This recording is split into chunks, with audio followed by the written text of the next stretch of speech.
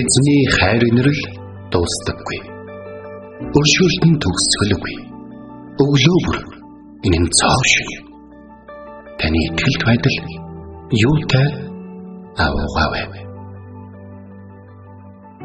Хермоны шүүдэр өглөөний хөтөлбөр эхэлж байна.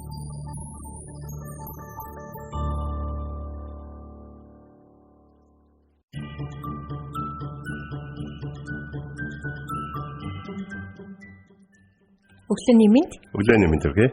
Итгэл радиогийн эфирээс хермоны шүдэр өглөөний хөтөлбөр инхөө эхэлж байна. Эфирт пастор Сайна болон хөтлөгч Билгэнаар ажиллаж байна. Сонсогчдаа сайхан амарсан уу? Танд өглөөний мэндийг хүргэе. Өнөөдөр бол 2025 оны 12 сарын 4-ний пүрэв гараг байна. За тэгэхээр өвлийн хүйтэн өдрүүд бол үргэлжилж байгаа. За тэгэхээр 12 сар гэдэг бол Христэд итгэж бидний хувьд бол маш гайхалтай сар байна. Бид нэр энэ өдрүүдэд өөрийн байр суурийг орхин эцгийнхээ хүсэл дуулууртаа байсан Есүс Христийн мэндэлсэн баярыг тэмдэглэдэг шүү дээ. Зөвхөн нэг өдөр тэмдэглэв. Ер нь Есүс шиг энэ төрсөн өдөр нь удаа үргэлжилдэг хүн байхгүй хаа гэж бодож байна л да.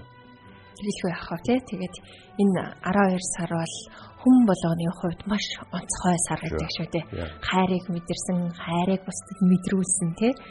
Мөн бэлгэлдэг онцгой баярлуулдаг сараага. Тэгээд бусдад та гараа сунгаж бусдыг баярлуулахаа та битгий мартаарай. Тэгээд эртнээс олон зүйлийг төлөвлөөд хийхээр төлөвлөөд ингээд бэлтэж байгаа гэдэгт итгэлтэй байна. Тэгээд таны үйлс бүхэнтэй эзэн хамт байж тий таны хуалцах тэр хүмүүст эзний сайн мэдээ хүрч тэр сэтгэлийг бэлтэх болтугай гэж залбирч байна.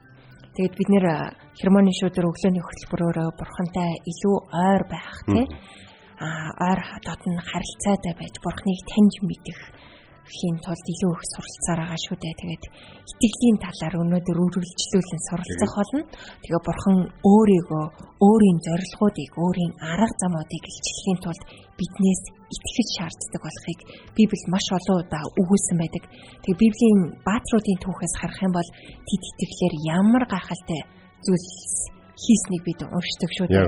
Тэгээд тэнд хийгдэж байгаа зүйлс ч гэсэндээ өнөөдөр таны амьдралд ч мөн хийгдэх боломжтой шүү гэдгийг та битгий мартаарай. Бурхан тантай хамт байгаа. Таны амьдралд ажилласаар байгаа. Танаар дамжуулан ажиллаа хийсээр байгаа шүү дээ. Тэгэхээр Бурхан таны итгэлээр дамжуулан гайхалтай зүйл хийхийг хүсэж байгаа гэдгийг битгий мартаарай. Та үүнд итгэж гинэ үү? Амен. Тэгээд үгийн цагаа эхлүүлэхээс өмнө хамтдаа эзний өмнө ирж түүнд алдар магтаалыг өргөцгөөе.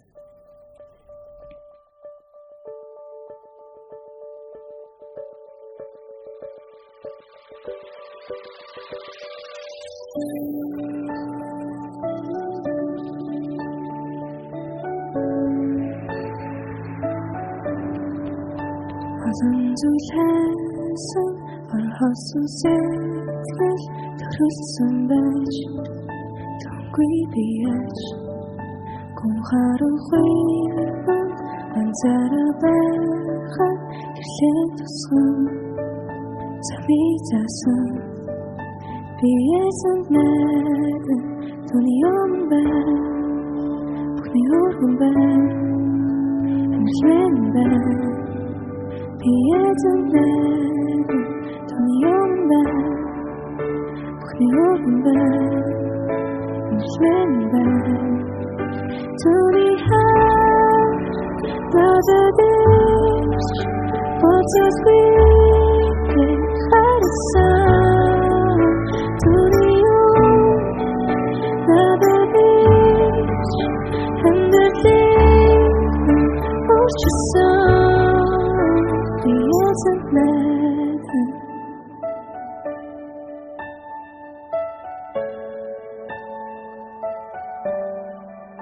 Till now my doors demon species that need to go. Pukneorki.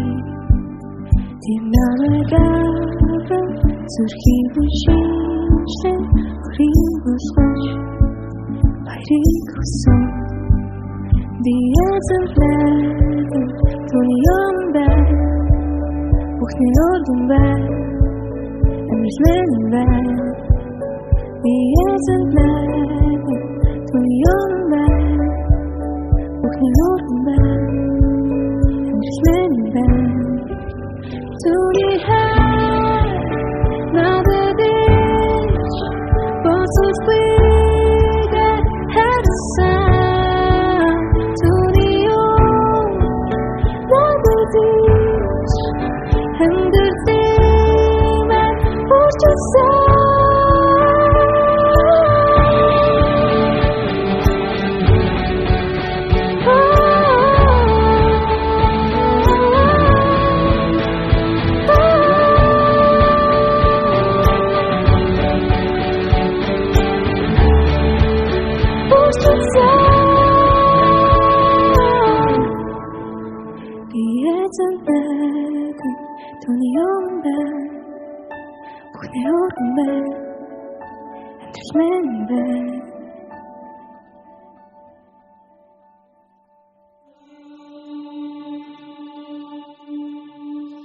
Өглөө бүр хайр инэрлээ надад сонсгооч. Танд л би итгэдэг үлээ.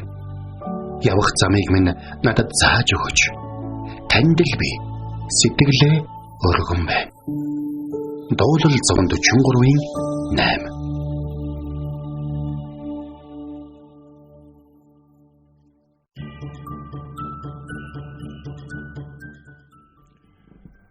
За бид өнөөдөр хамтдаа Исая номын 7-гийн 9-р бүлгийг үзнэ. За түрүүн хэлсэнчлэн итгэлийн төрчлийн тухай үргэлжлүүлэн суралцах байгаа. Тэгээд итгэлийн төрчил яагаад үүсдэг юм бэ те? Яагаад хүн ер нь Бурхан өөрөө дэвшөөрөөд өгчсөн зүйл дээр зөрчил үүснэ гэж Бурхан өөрт нь дэвшөөрөхгүй хүнд яагаад одоо тийм санал тавьж байгаа юм бэ те? Бурханы санал гэдэг бол Бурхан шиг л одоо том байгаа шүү дээ те. Хүн яагаад ийм том боломжоос татгалздаг юм бэ? За энэ бол нэг зүйлээр тайлбарлагддаг. Бурхан хүнийг өөрийнхөө дүр төрхөөр бүтээгээд өөрөө амиа амьсгал өгсөн байхгүй. Тэгсэн чинь хүн Бурхантай адилхан болохын тулд сайн ба мууг мэдүүлэгч модны тухай одоо модноос жимсийг авч идээд сайн ба мууг ялгадаг болох гэсэн. Тэгтэл нэг зүйлийг би Библийг уншиж байхдаа анзаараад гайхчихсан байхгүй тэр нөхөд хүнд муу зүйл байгаа гэж. Тэр үед тийм шүү. Тэг юуны мууг мэдэх гээд байгаа юм. Тэ? Ер нь тэр муугийн сүнс бол мэдээж тэр үед бол ингээд тэнгэрээс хаягдаж маягдаа тэ. Тэндээ болцсон байсан байхгүй юу? Бардам зан гаргаад хөөгдөж мөгдөд хүнд муу юм болоог байсан. Бурхан хүнийг энэ дэлхий дээр амьдарч байгаа энэ дэлхий дээр одоо амьдарч байгаа нөхцөл байдлын хувьд амьд биед организмын хувьд бол ерөөсөө үнэхээр эдэлж болох хамгийн сайхан одоо тэ амьдарч болох хамгийн сайхан орчинд эдэлж болох хамгийн дээд эрх мэдэлтэйгээр одоо амьдтыг захируулан амьдарч ирсэн шүү дээ. Тэгээд тэгсэн чинь хурж ирээл нэг Бурхантай адилхан болох гэсэн тэ Бурханы мэддгийг мэдэж тэ Бурханы ялгадгийг ялгах гэсэн тэр зүйлээсээ болоод гим нүгэлд бол марсан байна. Исая номын 7-гийн 9-дэр юу гэж байдаг вэ гэхээр хэрв чи итгэхгүй бол чи үнэхээр цаашид тогтохгүй гэдэг үг байна. Та итгэдэг үү? Та итгэдэг үү гэдэг асуултыг асуухлаар тэ. За итгэлгүй яа гэж тэ. Хүмүүс бол хариулдаг. Гэхдээ үнэхээр одоо бодитойгоор үнэхээр нухацтайгаар асуугаад байна шүү дээ. Та итгэдэг үү гэж. Үнэхээр одоо юу гэдэг нь танаа цуглааныхныг байлгахгүй болгож байгаа тэ. Одоо юу гэдэг нь тандыг пасторч холдуулж агаад одоо тэ танаас асуугаад байна шүү дээ. Итгэдэг үү гэж. Тэгэхээр манай цуглааны пастор номлол болгон дээр яг одоо энэ цаг үечид Бурхан бидэнтэй хамт байна гэдэг Бурханы эм буюу хамт байгаа гэсэн утгатай тэр нэрийг дандаа ашигладаг гэсэн. Бурхан энд байгаа таны хамгийн итгэлгүй эсвэл таны түүнд хамгийн их тэрсэлсэн тэр өөдгүү газар хүртэл Бурхан байгаа. Харин Бурхан таны зүрх сэтгэлд байж таны хизээч хийн гэж бодоогүй зүйлээ хийж хизээч ийм нөлөөтэй байна гэж бодоогүй нөлөөллийг таны гаргах тэр боломжийг та зөвхөн түүнд итгэсэн үедээ л хийх боломжтой. Та Бурханы өөрөөсөө хийх гэсэн ажлыг амрах юм байна. Ийм юм хийх гэжсэн бол одоо тэг өөр хүн дуудчихгүй байсан. Намайг одоо жоохон дорд үзээд энэ үед за болдоо. Тэ өөр энийг хийж хүчнээ хүн байгаа ш тэр гэж боддгоо эсвэл зарим хүмүүс шиг те надад яагаад энэ ярьцыг таалгаж байгаа юм энэ ч надад хүн юм биш те хэцүү юм байна. Наад энийг хийж зөндөөл мундаг хүмүүс байдаг тэр зөндөө мундаг хүмүүсээрээ хийхгүй яасан. Зөндөө тэгээ надад яагаад энийг хийж байгаа юм гэж хэлэх. Энэ хоёр зөвл хоёулаа бурханд итгэхгүй байгааг харуулж байгаа. Хүмүүс ихэнхдээ эхнийхийг нь бурханд итгэж гин гэж андуулдаг. Бурханд итгэнэ гэдэг чинь дуулууртай байдалтай холбоотой зүйл аахгүй юу? Тэгэхээр би чадах юм яагаад надад даатгаад байгаа юм бэ гэдгийг бол бурханд итгэж байгаа итгэл гэж хэлэхэд бол хэцүү гэсэн. Учир нь хүн бурханы дуудлагыг хүлээж аваад үйлчлэх үедээ тэрхүү ажлыг хийхээр хэлбэржиж засварлагдсан байдаг. Та бурханы үйлчлэлийн ажлыг хүлээж авах үедээ нөгөө тэрэнд нэг бол бэлэн болсон байдаг.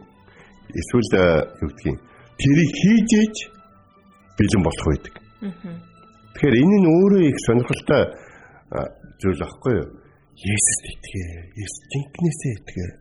Сонирхолтой шүү гэж манай пастор аяг хэлдэг гэсэн байхгүй юу? Тэгэд ер нь бол энэ 12 сарын өдрүүдэд ягаад ч юм өөрөө ингээд пастор болоод бас пасторынхаа Монгол руу илгээгдэн иржсэн нас руу орт идэрсэн чи одоо нөгөө монголчуудын энгийн дээр ярьдаг жоохон насны юм болоод байгаа юм уу? Яагаад байгаа юм? Түүнийг их санаж байгаа. Ягаад тэгэхээр өдийн насн дээр гэр бүл хүүхдүүдээ ялангуяа яг юмд хүрж байгаа 3 охиноо орхиод Монголд хүрээд ирнэ гэдэг нь их том золиос байсан байна шүү. Гэдгийг нь ойлгоод. Тийм гэдгийг нь ойлгоод. Ялангуяа тэр хүн чинь Эрдэнэсийн чулуу засдаг одоо тэ Лос Анжелес хоттой бас л алдартай одоо тэ чулуу засдаг одоо 8 хүн байжгаад бурхны дуудлагыг аваад Монгол төрөд ирсэн гэхээр Исая 7:9 чи итгэхгүй чи цаашид тогтнохгүй. Сонирхолтой нь юу гэхээр чи өнөөдөр хүртэл бурхны дуудлагыг авах хүртэл нэг тодорхой газар зогсож ирсэн билгүй те. Энэ дуудлагатай дуудлагагүй би болж гинэ гэх. Хамгийн одоо гайхалтай бас нэг шоколадтай зүйл нь юу вэ гэх юм бол бурхны дуудлагаас татгалзах юм бол та зогсож байгаа гэж бодож байгаа газараас зогсож чадахгүй гэсэн. Та бурхны санал болгосон зүйлдээс зогсож чадахгүй, санал болгох хүртэл зогсож байсан газараас зогсож чадахгүй гэсэн. Яг гэвэл та заа гэх хүртэл нэлээх туулаа гэсэн үг. Бурхан хүнийг бэлэн болохыг хүлээхэд уйтахгүй. Бурханд мөнхийн цаг хугацаа байгаа байхгүй. Бурханыг одоо Мөсетэй ярилцсан ярилцлага бол бурхны дуудлагатай холбоотой маш чухал зүйл байна. Би энэ ард түмнийг устгаад чамаас дахиад эхэлье гэж. Та бодлоо Авраамаас ахуулаад тэгээ Мөсө удирдагчаар Египтийн дардлаас тэднийг чөлөөлөхөөр ирэх хүртэл хэдэн 100 жил бурхан ажилласан байсан байхгүй Израильчуудтай. Тэгчээ дахиад яг Авраамаас эхлүүлсэн шиг Мөсөгөөр дамжуулаад дахиад эхлүүлэе гинэ. Гэтэл Мөсө бол бардам хүн байгаагүй. Тооллого намын 12 дугаар бүлэг дээр Мөсөг хамгийн даруухан хүн байсан гэж хэлсэн. Мөсө шууд л бурханд үгжсэн гэхээр бурхан минь ээ тэгж болохгүй. Тийм зүйл байхгүй гэж. Тийм учраас тэр бурханд итгэсэн. Итгэсэн учраас бурхан түүнийг зогсоосон, тогтоосон, ашигласан, түүнийг удирдуулсан, түүнд зааж сурсны дагуу яг Мөсө хийдэг байсан. Мөсө бурханд итгэдэг байсан. Мөсө бурхны ажлыг хүлээж авах. За би энэ чинь чадах юм байна. Энэ чинь бурхан минь сүм барих юм уу те? За барьчихё. Тэ? Египтийн сүмүүдээс арай өөрөөр барина л да. Өөрөө мэдээд танд үнэхээр ингээд сюрприз бариад тэ танд хайрын сэтгэлээр сүм барьчихё. Бурхан минь гэж бол хэлээгүй. Бурхан Мөсөд тэр сүм ямар байх ёстой вэ? Бүгдийг хэлсэн. Тэгээд бурхан дараа нь юу гэж хэлсэн бэхээр энийг барих хүмүүс бол тэр гэж хэлээд чи эднэрт сайн надад сонсноо яг дамжуулна гэж хэлсэн. Бурхан минь та тэр уран гартаа мэрэгэн ухаантай хүмүүстэй шууд өөрөө харьцаад өөрөө өдөртөө тавьчихгүй. Заавал надаар дамжуулж юм барилгын бос хүнээр дамжуулж яагаад хэлүүлж байгаа юм бэ гэж Мөсө магадгүй гондлмоор байсан баг. Гэхдээ Мөсө бурханд итгэдэг шиг бурхан бас Мөсөд итгэдэг байсан юм а гэдэг бид бодох хэрэгтэй. Бурхны итгэл найдвар хийж хоосон байдгүй, үр дүнгүй байдгүй. Еврейчүүд ерөнхийдөө итгэлийн талаар та бурхны итгэлийг даах гэж ярьдаг гэж бид нар ярьсан шүү дээ. Тэгээд Мөсө бурханд итгэсэн учраас даад нь Мөсө уулнаас бууж ирээд ариун өргөөг барих, ариун асрыг барих ажилд орохдоо бурхны өөрт нь хэлсэн зүйлүүдийг яг дамжуулж хэлсэн. Нөгөөдөл нь ч гэсэн яг хийсэн. Тэгээд дараад нь бурхан өөрөө тэр Мөсө эргэж ирээд тэр нөгөө нэг орон дарахчлаас одоо ариун асар зориулын хийсэн зүйлүүдийг хүлээж авсан чинь бурхан яг өөрт нь хийсэн тэр зүйлүүдийг Мөсө яг дамжуулж хэлэхэд нь яг Мөсегийн дамжуулсныг яг тэр хэлбэрээр нь хэмжээгээр нь яг зөв хийсэн байсан гэж. Тийм учраас тэр ариун асар бол бурхантай уулзах газар болсон. Бид бурханд итгэхгүй бол бид цааш тогтохгүй. Бурханд итгэх хэрэгтэй. Нэг зүйлийг анхаар. Чаддаг зүйл дээрээ ч гэсэн бурханд итгэх ёстой гэдгийг хідээж мартаж болохгүй. Энэ дээр залбираад авах юу ах вэ? Шууд хийчээ. Бид хийж байгаа. Чадах юм чи? Болж байгаа юм чи? Бити тэгэрэй. Нэг магтаалын удирдагч хүмүүсийн хайрыг маш их татсан тухай би нэг олон улсын семинарт төвчөртөө сонсохгүй. Тэр маш алдартай магтаалын удирдагч магтахаар ирсэн байл л да эзнийг. Тэгэд ингэтэл ерөөсөө тэр хүн байгаа болохоор бүх зүйл ямар ч асуудалгүй болно гэж ингээ болцсон ба. Тэгтэл тэр хүн маш даруй хүн байгаа тусахгүй нөгөө тухайн улсын одоо магтаалын хэсэгтээ бэлтгэл хийхээс өмнө ингэж залбирсан. Залбирлын үг нь өөрөө гоё. Бурхан минь намайг бартан байдлаас хамгаалж өгөөч. Намайг чадвартай итгэхээс хамгаалж өгөөч. Бурхан минь би энд танихгүй хүмүүсийн дунд тий өөр соёлтой, өөр хөгжим, өөр аялгаутай хүмүүсийн дунд намайг хүмүүс таныг сайн магтдаг гэд намайг энд авчираад таныг магтъя гинэ. Би энэ хүмүүсийг таныг магтахад тусламаар байна. Тэгэхээр би яаж магтдахаа харуулмааргүй. Эзэн минь та надад хүч чадал өгөөч. Надтайхан хөгжим дарах энэ хүмүүсийг таны өмнө одоо даруй байхад нэг тиймэрхүү залбирал хийсэн ба. Тэгээд өөрсдөө энэ баг адилхан санагдсан учраас тэр магтаалын багийнхан нэг гоё, маш гоё магтаал болсон гэж байгаа байхгүй. Та энд үйлчлэгч бол та Есүсийн тазар огт мэдхгүй газар ч гэсэн үйлчлэгч байхгүй юу? Та энд үйлчлэгч Есүсийн тазар огт мэдхгүй газар та элчин сайд айгу том хүмүүс гэж өөрийгөө бодох хэрэггүй гэж. Та магадгүй жоохон урд явж байгаа л адилхан хөвт байхгүй. Тэгэхээр нэг зүйлийг авах. Чаддаг зүйлээрээ ч гэсэн бурханд итгэж үйлдэх ёстой. Итгэх ёстой гэдгийг мартаж болохгүй. Бурхан хэрэггүй. Харин та нэг л зүйлийг хар. Тэр бол юу вэ гэхээр таны өөрөө мэдээд хийж байгаа зүйл дээр бурхан хэрэггүй. Харин бурханы хийхийг хүссэн зүйл бурхан өөрөө хэрэгтэй байдаг. Бурхан өөрөг даалгавар өгөөд за хийчээд ир гэдэг нэг юм биш. Бурхан өөрөг даалгавар өгөөд өөрөө сүнсээ илгээгээд өөрөө мэрэгэн ухаанаа илгээгээд өөрөө Библийг нээж өгөөд хэрэгцээтэй болон хамт хийх хүмүүсийг илгээж өгөөд өөрөө тэр одоо өөрөг даалгавартайгаа хамт явдаг нэг. Тиймээс одоогийн хийж байгаа ажлаа олон хийсэн ч бай. Яг одоо хийж байгаа ажлаа анх удаага хийж байгаа ч бай. Бурханд итгэхээрэй. Та бүр олон удаа олон жил хийсэн ажлаа өнөөдөр анх удаа хийх гэж байгаа юм шиг л бурханд итгэхээрэй гэж. Итгэлийн зөрчил хамгийн ихээр томоор харагддаг зүйл бол туршлагатай, мэдлэгтэй учраас өөрөөрөө хийх саналыг бурхны өмнөөс тавьж бурхны арга замд гомдлсноор дуулуургүй хандах үзэгдэл. Тэр бол итгэлийн хамгийн том зөрчил байдаг. Бурхан минь та мэдчихэж штэ би танаас орохгүй штэ би таныг холигдохгүй зөөрдөхгүй би үгжил одоо муу сүнсний ажлыг хийв гэжтэй та хаашаа надад итгэдэггүй юм уу гэж нэг хүмүүс хоорондоо ярьдаг шиг бурхантай хинч ярих хэрэггүй гэсэн үг.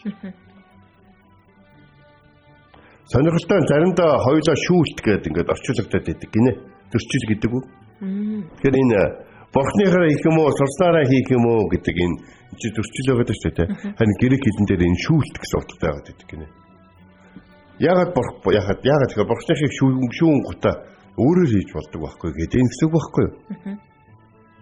Өөрийгөө шүүж үзэн гутаа харалтаа би айгүй хандалт ихтэй минийхэр болж л байгаа байдлаа бодоод ин гэсэн үг байхгүй.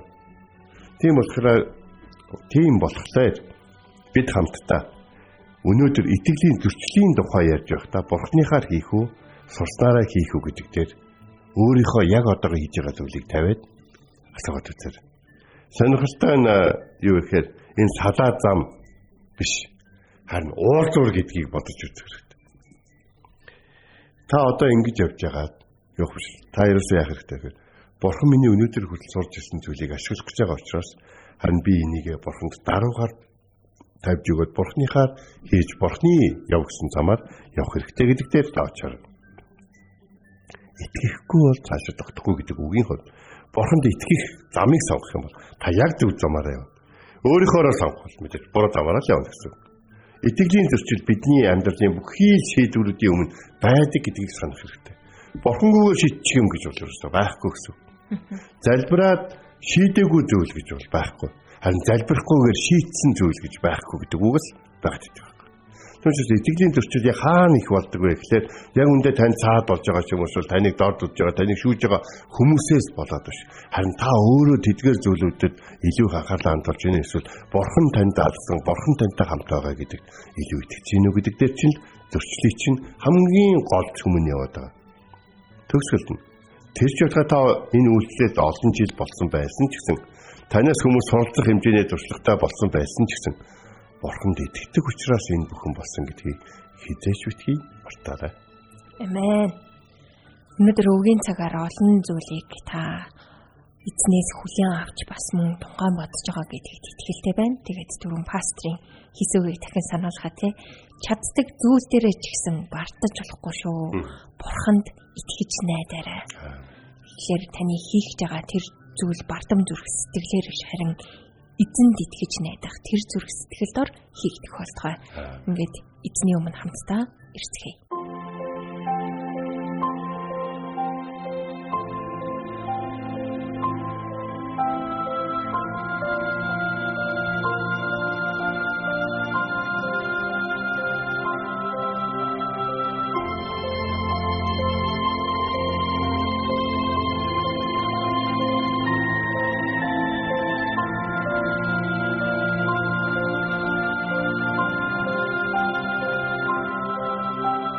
Yes.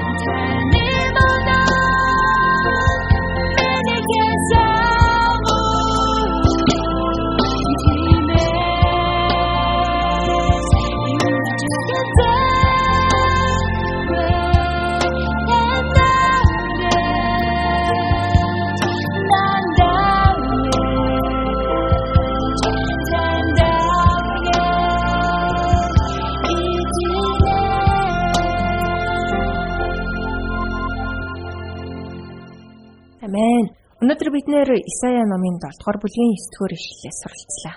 Хэрв чи итгэхгүй бол чи үнэхээр цаашаа тогтохгүй. Та өдөр тутам ямар амьдралаар амьдарч байгаа танд Бурханд итгэдэг таны итгэлийг гэрчилж байдаг юм шүү. Итгэлийн зөрчил янз бүр байдаг.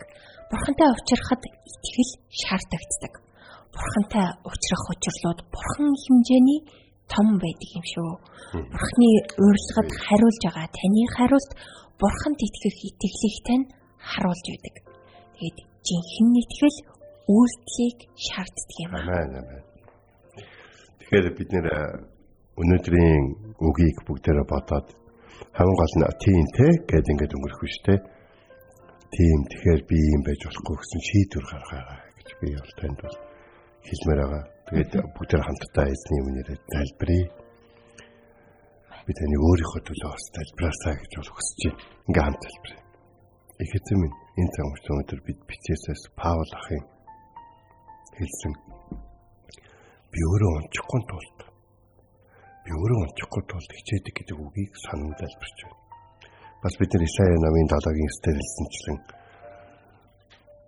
итгэхгүй бол чи тогтохгүй гэсэн таны сануулгыг барин тайлбарч байна. Бага газартаа үнэхээр таны нэрээр зогсоход туслаач. Бага газартаа таны нэрээр ярьж, таны нэрээр үйлдэхэд туслаач. Бид өөрсдийнхөө бодол санаж байгаагаар орчин тойрноо эргүүлж бид таны илгээж өгсөн, надад илгээж өгсөн хүмүүсийг өөрийнхөө зорилгын төлөө, өөрийнхөө сул дорой байдлын төлөө хэрэглэж амьдрах биш. Харин таны бидэнд даалгасан ажлыг гүйцэлдүүлэхийн тулд танд итгэж, таныхаар хийхэд тусалж өгөөч. Мөрийн сүнс болоод түүний хүмүүсээс биднийг хамгаалж өгөөч. Тэгээд зогсож байгаа газараа таныхаар зогсоход тусалж өгөөч. Таныг олж ажил даалгах үед ямар байсан энэ ажлыг хийгээд танд ашиглагдсандаа талархах өдөр бас яг тийм байхад тусалж өгөөч. Үргэлж өдөр болгон жижигээс том бүхий л одоо нөхцөл байдлуудад, жижигээс том бүхий л асуудлуудад таныхаар хийж танд итгэхэд туслаач. Танд эцээ хүртэл итгэж бидний гайхалтай үлгэр дуурайл болсон бидний итгэлийн хараа болсон бидний итгэлийн тойл болсон Есүс Христийн нэрээр залбирanгуйлаа. Амен. Энд хүрээд Хермоны шүдэр өглөөний хөтөлбөр өндөрлөж байна. Бидэнтэй хамт байсан сонсогч танд баярлалаа. Маргааш иргэд энэ цагтаа уулзцгаая. Эзэн таныг харж хандах болтугай.